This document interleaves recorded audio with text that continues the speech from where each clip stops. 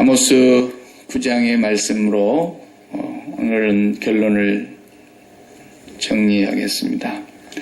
오늘 읽은 말씀 중심에서 하나님의 공의의 완성이라는 제목으로 하나님의 말씀 전합니다. 하나님의 공의의 완성이라는 것은 오늘 아모스 선지자가 원래 우리가 공의의 선지자라 그렇게 말하잖아요. 공의의 선지자. 호세아를 우리가 사랑의 선지자라고 명한다면 아모스는 공의의 선지자를 우리가 대표하는 사람이라고 할 수 있습니다. 그래서 오늘 9장의 내용을 보면은 마지막의 내용이 공의로 끝납니다. 섬찟한 그런 말씀들이 이제 1절에서부터서 기록이 되어 있어요. 이제 9장도 환상에 대한 얘기입니다. 5번째 환상을 보았는데 아모스가요. 그 환상 가운데서 주님의 명령하심과 주님의 계획이 보이기 시작했습니다. 오늘 보면은 1절부터서 주께서 제단 곁에 서서 번제단입니다. 번제단 곁에 서서 이르시되 기둥머리를 쳐서 문지방이 움직이게 하며 그것으로 부서져서 무리의 머리에 떨어지게 하라. 집을 무너뜨리겠다는 거죠. 성전을 무너뜨린다는 말씀이죠. 자, 그 다음에 무너뜨려지면 머리에 떨어지게 하라. 그랬으니까 무리의 머리에 맞아서 무리들이 성전이 무너져서 죽는 겁니다. 근데 또 다 죽진 않겠죠. 남아있는 자들은 칼로 죽이리니 그 중에서 한 사람도 도망하지 못하며 그 중에서 한 사람도 피하지 못하리라. 너무너무 무서운 심판이요 진노입니다. 그 2절 3절 보면은 그들이 땅을 파고 수월로 들어갈지라도 땅속 깊이 굴을 파고 들어가도 수월이 어떤 데는 그 지옥을 연상하는 그런 단어인데 어쨌든 그리 들어가도 주의 손이 거기서 붙잡아낸다는 거예요. 그리고 하늘로 올라갈지라도 거기에서 붙잡아 내리겠다는 거예요. 3절에 갈멜살 꼭대기에 숨을지라도 내가 거기에서 찾아낸다 그랬어요. 내 눈을 피하여 바다 밑에 숨을지라도 내가 거기에서 뱀을 명령해가지고 가서 물어라 그래가지고 물려 죽게 할 거라는 거예요. 간신히 피했다 할지라도 다 죽일 거라는 거예요. 4절에 보면 그 원수 앞에 사로잡혀 갈지라도 거기서 또 칼을 명령하여 죽이게 할 것이라. 그들에게 주목하여 화를 내리고 복을 내리지 아니하리라 하시니라. 하나님의 심판이 이렇게 전면적으로 그냥 쉽게 말하면 씨를 말리겠다는 거예요. 아주 그냥 깡그리 하나님께서 심판받을 자, 멸망받을 자를 남겨두지 않고 제거하시겠다는 겁니다. 네. 얼마나 섬뜩한 말씀인지 모르겠어요. 한 사람도 피하지 못한다. 하나님은 왜 그렇습니까? 공의의 하나님이시기 때문에. 하나님의 공의는 절대로 대충 심판하는 게 아니라 철두철미한 심판이 이루어질 거다. 그 말씀이에요. 벌써 이제 한 5년 지났네요. 2011년, 그러니까 제가 여기 올 때가 2011년이었는데 그때 그해 5월에 미국의 9/11 그 빌딩이 무너졌을 때요. 세계 무역센터 무너졌을 때 2011년에 이제 그걸 무너졌다고 생각하던 그 범인 알카에다의 지도자였던 오사마 빈 라덴을 잡아서 사살시킨 날이 2011년 5월이에요. 딱 10년 만에 그걸 잡았어요. 어디에 있는지를 몰랐는데 CIA가 전 세계에 자기들의 그 정보망을 동원해가지고 또 하늘의 인공위성을 전부 동원해가지고 자기들이 할 수 있는 모든 정보력과 국방력과 또 첩보의 능력을 다 동원해서 정보를 수집해가지고 찾았어요. 그 다큐멘터리로 해가지고 이미 세상에 영화식으로 방영이 다 돼서 이제 깊이 다 알려졌습니다만, 고등학교를 졸업하고 미국 CIA에 들어간 한 에이전트가 여자예요. 그 여자 혼자서 10년 동안 추적을 했어요. 물론 이제 그 주변의 사람들은 동원을 했겠죠. 정보력을 다 동원해야 되니까. 전 세계에 흩어져 있는 은밀한 CIA 정보원들, 그 에이전트들 다 이제 연결을 해가지고 물론 했겠지만, 그 책임진 사람은 이 CIA 본부의 한 여자였어요. 그 CIA 국장도 거기 없을 거야. 부국장도 거기 없을 거야. 이렇게 얘기하는데 요 여자 한 사람은 거기 있습니다. 대통령에게 보고를 해야 되잖아요. 이제 작전을 하려면 오바마 대통령에게 보고를 하는데 그 CIA에서 참모진들이 다 모여들었어요. 모인 자리에서 전부 지금까지 수집하고 증거를 조사해가지고 종합하고 분석해본 결과 거기 빈라덴이 있다. 그 집에. 그것을 이제 퍼센테이지로 너는 몇 퍼센트라고 생각하냐. 그러니까 CIA 국장은 50%도 안 된다. 다른 사람 다 물어보는 거예요. 그런데 이 여자가 대답을 해요. 당신은 몇 퍼센트라고 생각하냐? 거기 빈라덴이 있다는 거. 그러니까 내가 100%라고 얘기하고 싶은데 그냥 나는 90%라고 하자. 이렇게 얘기했어요. 네. 그렇게 확신을 하는 거예요. 그래, 그러면은 뭐 한번 보내보자. 그래가지고 미국 네이비실 해군 특수부대 요원들을 보냈지 않습니까? 그래가지고 생중계를 했어요.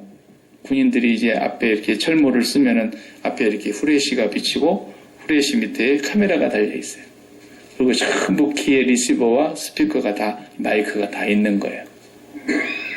그 한 사람이 입고 간 옷이 1억 든대요. 그 옷에 들고 간 장비가. 한 사람당 1억씩. 그런데 그 생중계를 하니까 청와대 백악관에서 오바마 대통령은 보고 있었어요. 그 현장을. 실시간으로 계속 나오니까. 근데 거기 갔는데 진짜로 오사마 빈 라덴이 있었습니다. 그래서 파키스탄 정부의 허락을 안 받고 그냥 빨리 가서 죽이고만 나오자. 그래서 파키스탄 정부가 모르게 파키스탄 땅에 네이비실이 침투해 들어가가지고 파키스탄 군인들이 오기도 전에 빠져나와 버렸어요. 그래가지고 오사마 빈 라덴의 시신만 딱 챙겨갖고 나왔지 않습니까?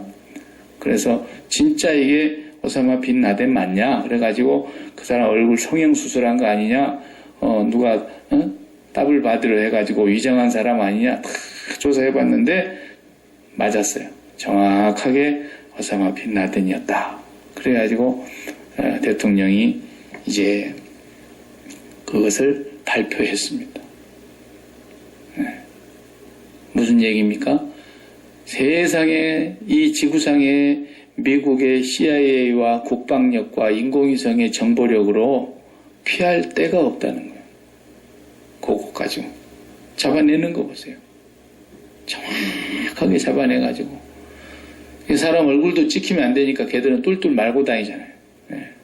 그렇게 정확하게 사람도 모든 정보력을 동원해서 이 지구상에 샅샅이 뒤져서 찾아내는 거예요. 하나님께서는 뭐 말해 뭐하겠어요. 네가 땅속으로 깊이 파고 들어가 봐라. 거기서도 내가 끄집어낸다.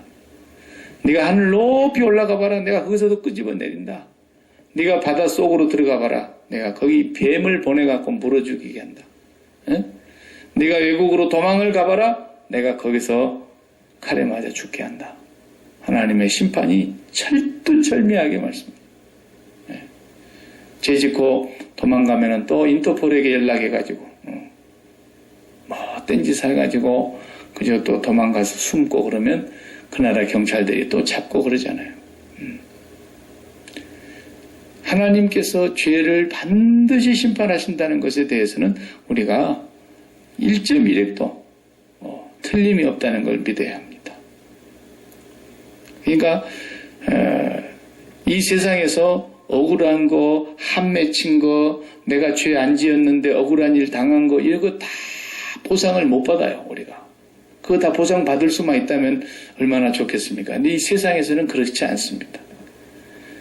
그러나 하나님이 계시기 때문에 하나님은 그 죄에 대해서 반드시 하나도 빼놓지 않고 공의로운 심판으로 하나님이 다스리는데 어떻게 심판을 하실 건지는 구체적인 것까지는 우리가 몰라도 하나님의 그 무지막지한 진노의 심판은 아무도 피할 수가 없다는 거죠.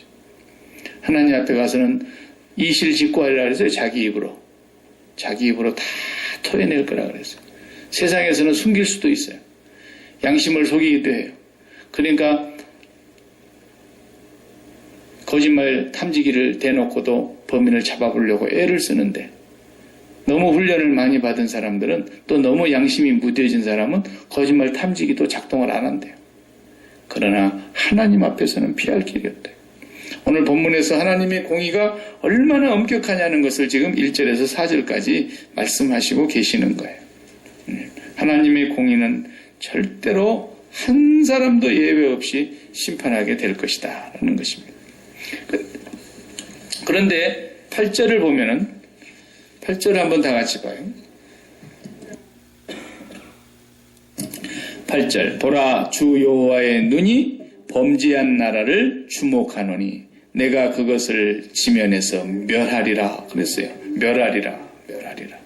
근데 반전이 하나 있단 말이죠. 그러나 그랬어요.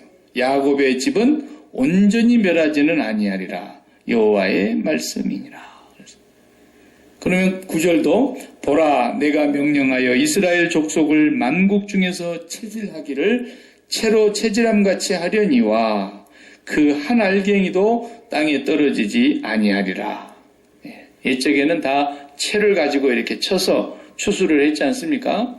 그러면 알갱이, 알곡 하나도 땅에 떨어지지 아니하고 다 알갱이를 추수하겠다고 말씀하시네요. 그런데 본문에 보면은 다 멸하지 않고 야곱의 집은 남겨둔다는 거예요. 온전히 멸하지는 아니하리라. 그래서 남은 자가 누구인가는 구원을 받을 거라는 거죠. 그 남은 자가 누구냐라는 거예요.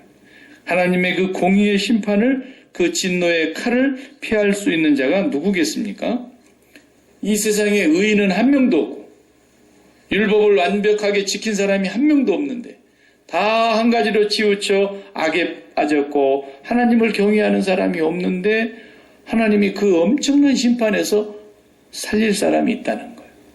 완전히 멸하지는 않고 남은 자가 있다는 말씀을 지금 오늘 8절에서 하고 계세요. 누구겠어요? 그 사람들이. 10절을 보면은 다 같이 10절 내 백성 중에서 말하기를 화가 우리에게 미치지 아니하며 이르지 아니하리라 하는 모든 죄인은 칼에 죽으리라. 하나님의 공의의 심판의 칼에 죽을 사람은 누구냐고요? 화가 우리에게 미치지 아니하며 이르지 아니하리라 한 사람은 다 죽을 거라는 거예요.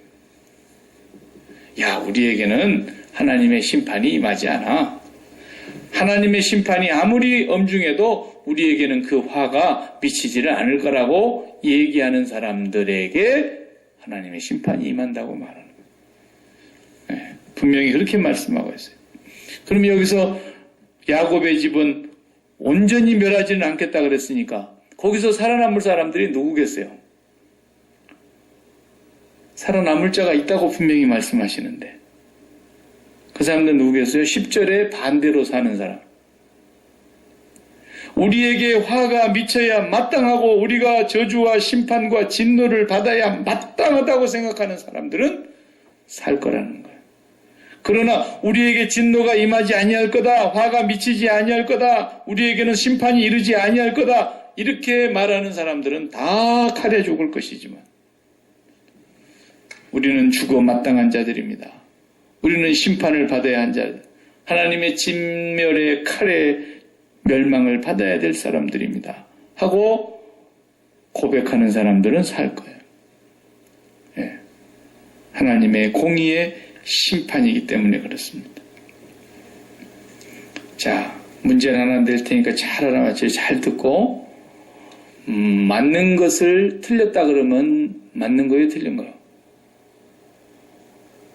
시험 문제에 답을 썼는데 답을 맞게 썼어요. 근데 채점한 사람이 틀렸어. 딱 그거면 이건 옳은 거예요, 그런 거요? 그런 거죠. 또 채점을 하다 보니까 답을 틀리게 썼어. 근데 맞았다고 동그라미를 치면 이거 옳은 거예요, 틀린 거예요? 이것도 틀린 거예요. 맞는 걸 틀리다 그래도 틀린 거고 틀린 걸 맞았다 그래도 틀린 거예요. 오직 맞는 건 뭐예요? 맞는 걸 맞았다 그래야 되고 틀린 걸 틀렸다 그래야 돼요. 그것이 공의라니까요. 공의. 아, 이거 맞았네, 이거 동그라미. 이거 틀렸네, 이거 딱 줄 긋고. 둘 다 옳은 거예요. 틀리면 틀렸다고 해야 되고 맞으면 맞았다고 해야 돼요. 그러면 그 이론으로 보면 어때요? 내가 죄인인데 죄인 아니에요. 그러면 틀린 거야. 바리새인들은 다 틀린 거였어요. 그래서 멸망받은 거예요. 예외 없이 그런 사람은 바리새인들 다 저주받은 거예요. 그래서 화 있을진저 서기관과 바리새인들이요. 그러면 내가 죄가 없는데 죄가 있다고 말하는 것도 잘못된 것이지만 사람 중에는 그럴 사람이 없어요. 다 죄인이기 때문에. 그래서 죄인이 저는 죄인입니다. 저는 죽어 마땅한 자입니다. 저는 진노를 받아야 됩니다. 하나님의 심판에 나는 피할 자가 아닙니다. 합당한 자입니다. 이 사람은 옳은 거예요. 옳은 거예요. 왜? 예수님께서 그렇게 말씀하셨잖아요. 나는 의인을 부르러 온 것이 아니라 죄인을 불러 회개시키러 왔고 죄인을 구원하러 왔다 그랬으니까 죄인들이 다 자기가 자기를 향해서 저는 죄인입니다. 틀린 걸 틀렸다 그러니까 맞는 거예요. 이게. 저는 죽어 마땅한 자입니다. 저는 심판을 면하지 못할 자입니다. 화가 제게 미쳐야 마땅합니다. 이 사람은 죄인이 죄인이라 그러기 때문에 주님 앞에서는 구원을 받는 사람이라고 해요. 그래서 주님께서 이 세상에 오셔서 뭐라 그러셨어요? 내가 세상에 화평을 주러 온 줄로 생각지 말라. 화평이 아니요 도리어 칼을 주러 왔다. 칼을 주러. 마태복음 10장 34절에 칼을 주러 왔다. 그러면서 아들이 그 아비와 딸이 그 어미와 며느리가 그 시어머니와 불화하게 하려고 함이니라. 불화하게 하려고 함이니라. 사람의 원수가 자기 집안 식구리라. 아비나 어미를 나보다 더 사랑하는 자도 내게 합당치 아니하고 아들이나 딸을 나보다 더 사랑하는 자도 내게 합당치 아니하고 또 자기 십자가를 지고 나를 좇지 않는 자도 합당치 아니하다. 그래서 주님이 오신 목적은 칼을 주러 오셨다는 거예요. 그 칼이 뭐예요? 그 칼이 바로 예수 그리스도의 십자가라고 하는 칼이에요. 그 십자가에서 예수 그리스도께서 죽으셨잖아요. 그 십자가에서 하나님의 어린 양으로 당신이 제물이 되셨잖아요. 예수 그리스도께서 죽으신 그 죽음이 바로 하나님의 공의의 심판을 받은 거 아닙니까? 그래서 예수 그리스도의 죽음이 십자가의 칼이 된 거예요. 그래서 예수를 믿는다라는 말은 이제 내 마음에 붙이고 있었던 것들이 다 죽었다는 거예요. 그러니까 아비나 어미를 나보다 더 사랑하는 자는 내게 합당치 않다 그런 것이죠. 아들이나 딸을 나보다 더 사랑하는 자는 내게 합당치 않다 그랬고 내가 온 것은 아들이 아버지하고 딸이 어머니하고 며느리가 시어머니가 다 불화하게 하려고 왔다. 그러면 집구석이 이제 날마다 싸말하는 얘기가 아니죠. 우리의 마음에 가장 붙이고 있었던 가장 가까운 그 가족이 바로 사람의 원수가 자기 집안 식구리라. 그만큼 우리 마음속에서 이 세상에 속한 것들에게다가 마음을 붙이고 살면서 거기서 힘을 얻으려고 그러고 거기서 기쁨을 얻으려고 그러고 거기서 행복을 얻으려고 그러고 거기서 성공을 차지하려고 그러고 거기서 만족을 누리려고 하고 이 세상에서 그런 것으로 얻으려고 하는 모든 사람들이 다 예수 그리스도의 십자가의 칼로 그걸 다 잘라내야 된다는 거예요. 그것이 그리스도의 죽음을 의미하는 거예요. 그리스도가 죽으심으로 내가 죽었고 그래서 내가 이제는 그리스도와 함께 십자가에 못 박혔나니 이제는 내가 산 것이 아니요 내 안에 그리스도께서 사신 것이라. 그래서 나는 날마다 죽노라. 이렇게 말씀하신 거예요. 우리의 매일매일의 삶은 우리가 예수 그리스도와 동일시하는 거라고 했지 않습니까? 그리스도의 죽음을 나의 죽음으로 동일시하면서 매일매일 내 죽음을 확인하는 거예요. 그러니까 여기 심판이 9장 1절을 보면은 어디에서 공의의 심판이 이루어졌다 그러냐면 제단 곁에 서서 그랬어요. 제단 곁에 서서. 왜 이 제단에서부터 저 지성소부터서 심판이 내려오는 게 아니고 이 제단에서 심판이 이루어질까요? 제단은 뭐 하는 곳입니까? 번제단에서는 어린 양을 잡아서 죽이는 곳이죠. 그래서 거기서 다 제물로 바치는 것이에요. 특별히 번제는 완전히 다 태워서 하나님 앞에 올리는 제사예요. 그래서 번제를 올라라고 히브리 말에서 그러는데 그 올라라는 단어는 하나도 남김없이 배설물을 빼고는 다 태워 올리는 거예요. 석쇠 위에다 올려놓고 번제단 위에서. 이건 철저하게 죽어야 된다는 거예요. 이것이 하나님의 죄에 대한 공의의 심판이기 때문에.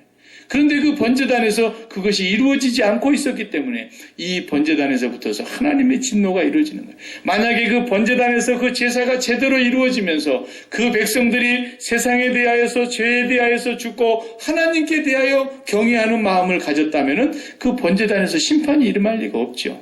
그런데 그 번제단에서 제사가 이루어지지도 않을 뿐더러 형식적인 제사만 지내지고 마음은 세상에 붙어있는 그곳에 하나님께서 이제 심판이 내린다는 거예요. 바로 이 번제단의 심판의 제사가 예수 그리스도께서 십자가에서 죽으신 하나님의 어린 양 예수 그리스도의 번제사인 것입니다. 그 제사는 영원한 제사요 한 번으로 영원히 우리의 죄를 씻어버린 하나님의 독생자의 제사죠. 그러니까 그 번제단의 독생자의 제사를 통해서 우리가 이제 어떻게 해야 하나님의 공의의 심판을 면하는 겁니까? 죽음의 칼을 어떻게 면하는 겁니까? 그것은 전에 한번 제가 그 비유로 설명을 한 적이 있는 것 같은데 맞불을 놓는 거예요. 맞불. 맞불 놓는 거 아시죠? 저쪽에서 바람이 불어서 불이 타오면은 이 큰 산으로 올라붙잖아요. 그러면 산불 나면 큰일 나죠. 옛날에 논두렁 태우다가 다 산불 냈어요. 그냥 논두렁 태우다가 바람이 확 부니까 그냥 혼자서 그 바람에 불을 못 꺼가지고 산으로 올라붙어서 애꿎은 그냥 산나무 다 태워.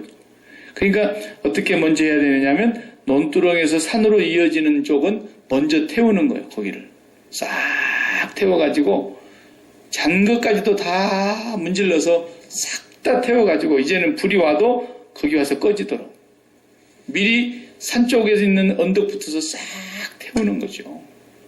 그 바람이 혹 불다가도 산 쪽으로는 올라붙지 않고 그 다 타버린 지역에 와서 자연히 불이 꺼지도록.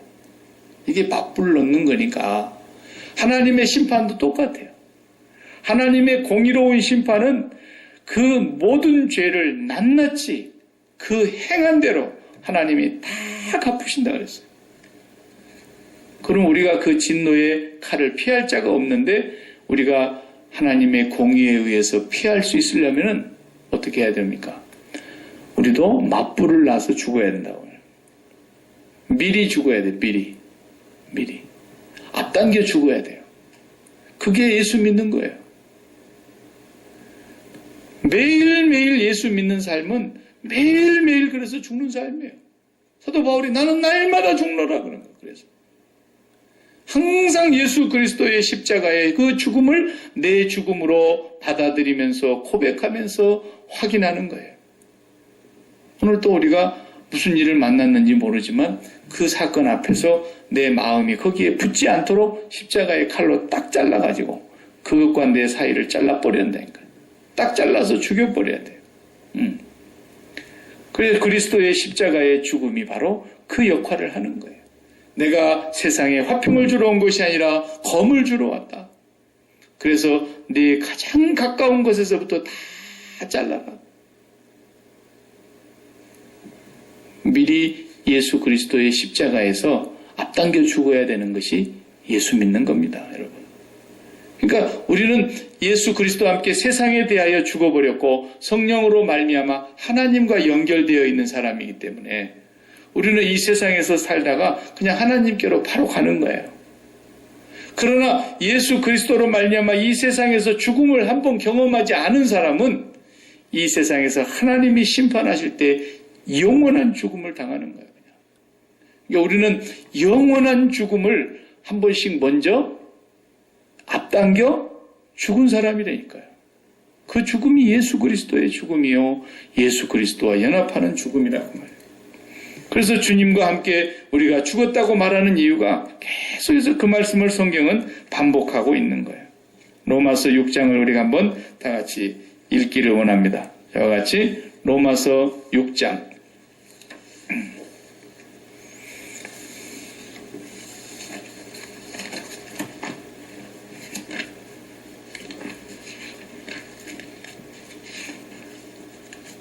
로마서 6장에서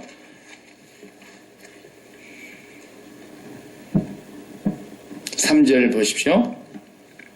무릇 그리스도 예수와 합하여 세례를 받은 우리는 그의 죽으심과 합하여 세례 받은 줄을 알지 못하느냐 그랬어요.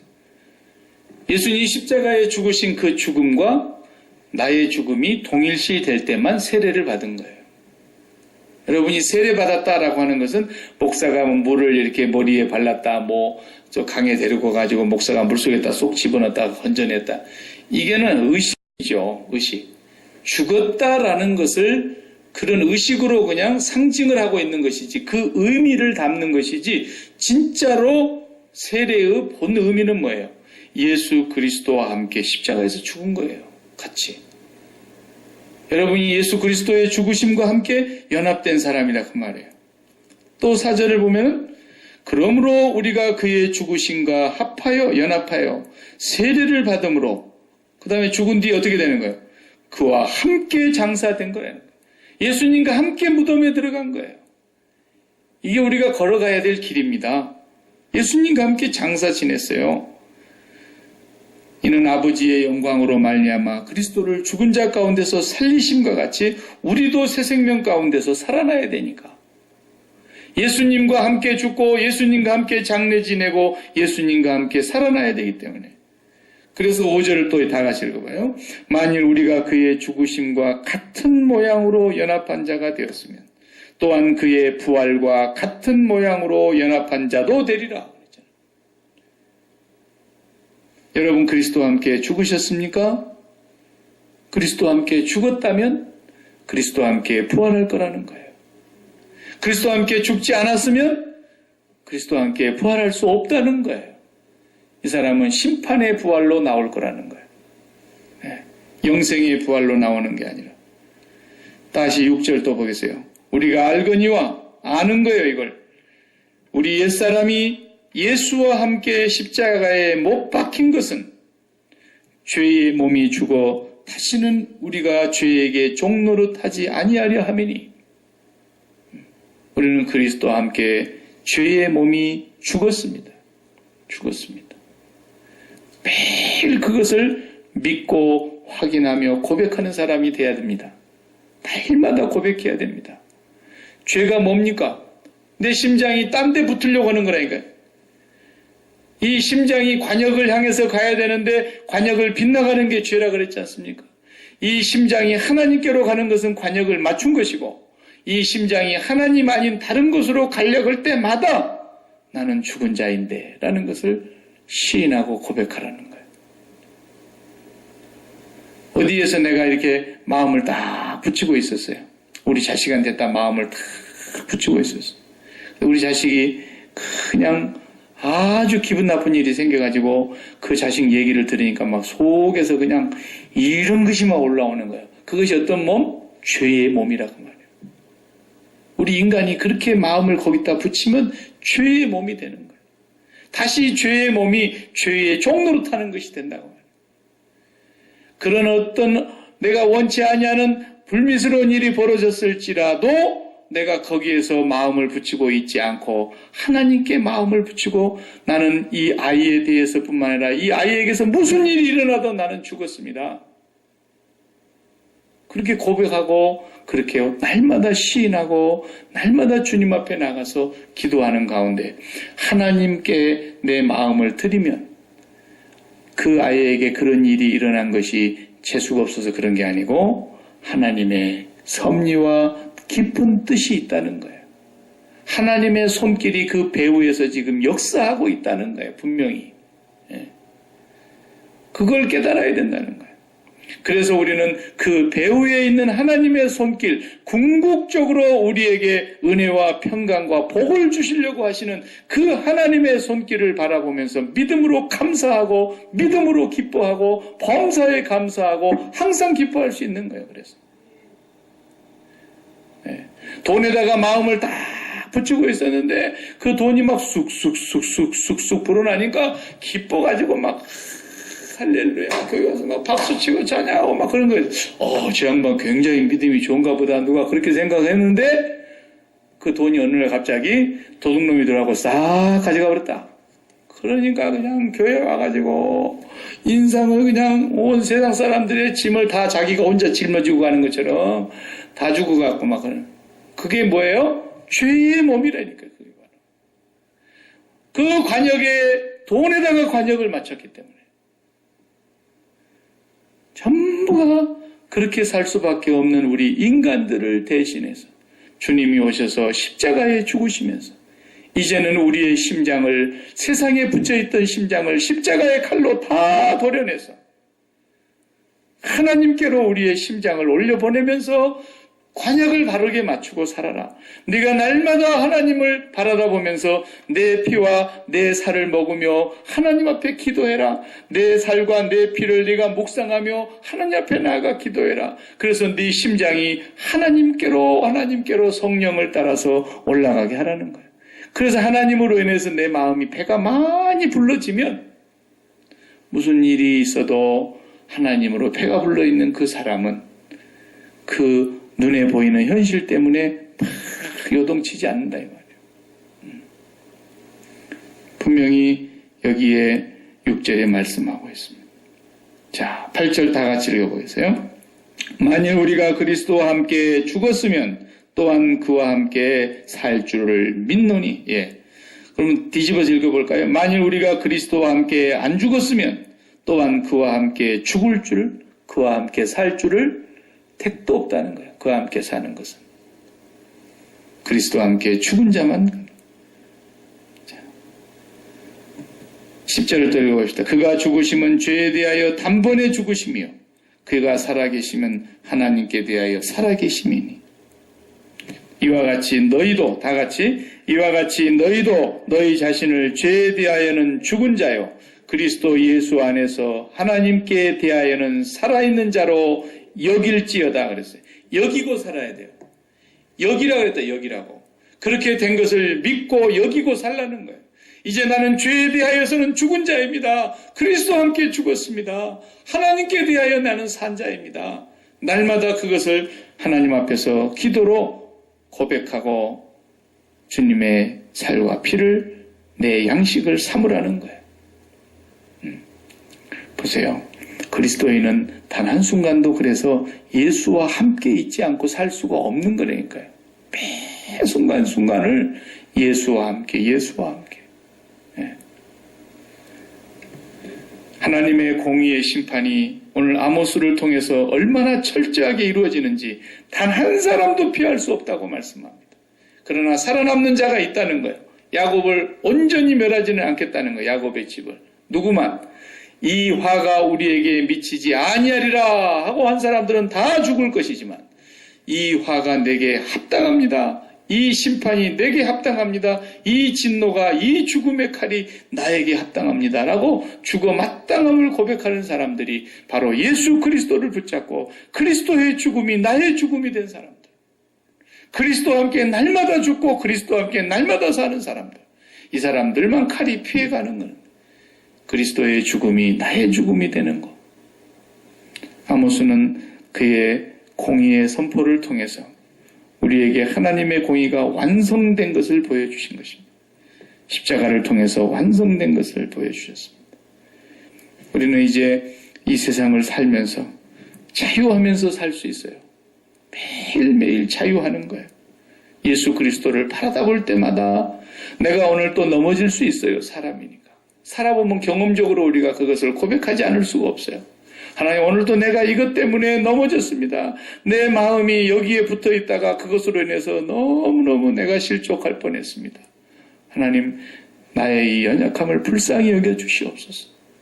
내가 그리스도와 함께 날마다 십자가에서 죽은 자로, 그리스도와 함께 날마다 부활한 자로 살게 해 주십시오. 이제는 내가 산 것이 아니라 내 안에 그리스도가 살게 해 주십시오. 쉬지 않고 기도하란 말이 바로 그 말이에요. 쉬지 않고 기도해야 돼요. 네. 이제는 여러분에게 어떤 일이 벌어지면 그 일은 뭐예요? 마음에서 떼라는 뜻입니다. 마음에서 떼라는 뜻. 기독교가 너무너무 거꾸로 배웠어요, 사람들이. 너무너무 거꾸로 배웠다니까. 뭔 일이 생기면 그것으로 마음을 떼라고 하는 것인 줄 모르고 그것을 마음에 더 붙이려고 아주 그냥 공업용 본드를 사갖고 오듯이 그냥 그걸 기도를 하면서 난리를 피우는 거예요. 하나님, 안 됩니다. 왜 이걸 가져가시려고 그럽니까? 안 됩니다. 하나님, 왜 이러십니까? 계속 그걸 물고 늘어지는 거예요.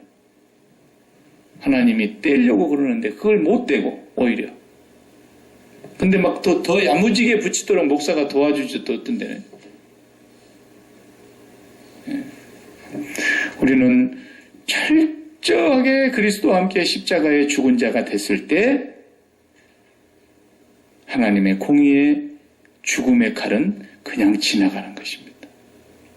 이 은혜가 저와 여러분에게 매일매일 살면서 경험적으로 여러분이 은혜를 누리기를 바랍니다.